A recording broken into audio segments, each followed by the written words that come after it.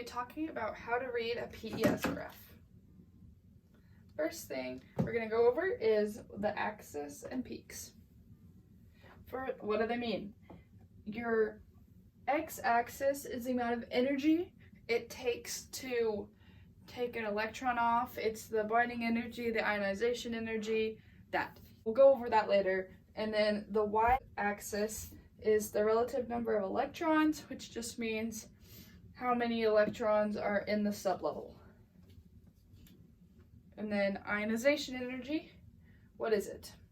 It just means energy needed to remove an electron. How does that relate to what we're talking about? The things we'll go over is the size and the energy level. It's with the size of what we talked about in the last video. With more protons, you have a stronger pull, like a game of tug of war. More electrons, it's a stronger pull. So if the atom is smaller, there's going to be a stronger pull on it, and it's going to be harder to take the electrons off. And with the energy levels, you have to dig through these layers to get all the way down here. So it's going to take more energy to dig down here than it is to just take a tree, because the tree's on top, but this you have to exert more energy to get to the closer levels. Just like with this atom here, it's gonna take more energy to get to these electrons than it is to these electrons, because they're closer to the nucleus and it's holding on tighter. Okay, so when you get to the actual PES graph, how do you know where to start? You're gonna start at the side with the most energy, so you need to look on the axis, because it could switch. It could be on either side, but on this picture it's on this side, so this is going to be our first one.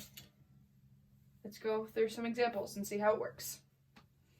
First one we're going to look at is magnesium. So first we look at our axis. The bigger number is over here, so that's where we're going to start. It's just like with the orbital. I put the orbital notation down here so we can look at how that works.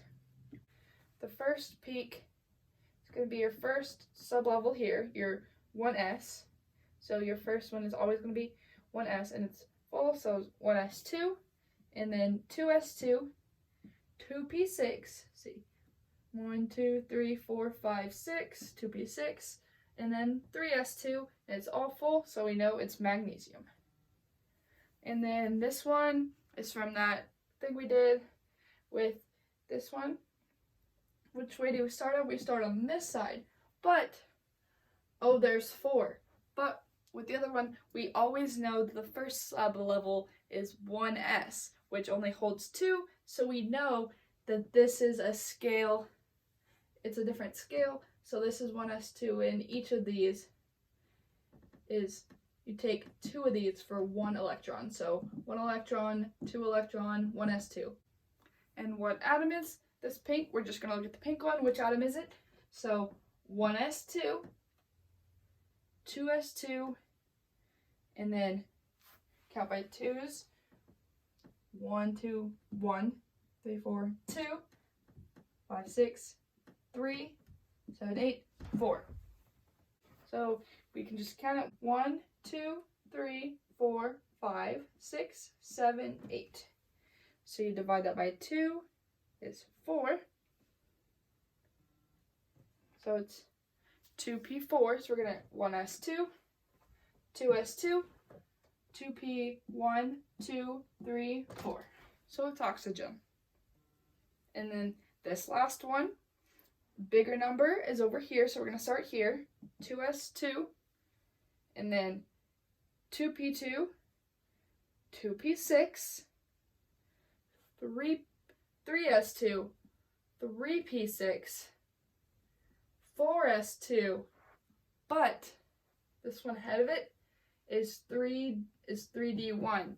It's because with the whole layers thing that we were talking about earlier, you go across the periodic table. We can look here, goes across, but then this is on its own level. It starts over again. This is 4s2. This is 3d. And so 4, 3 is going to be closer, and so it's going to be harder to remove, therefore takes more energy, therefore it's going to be further over.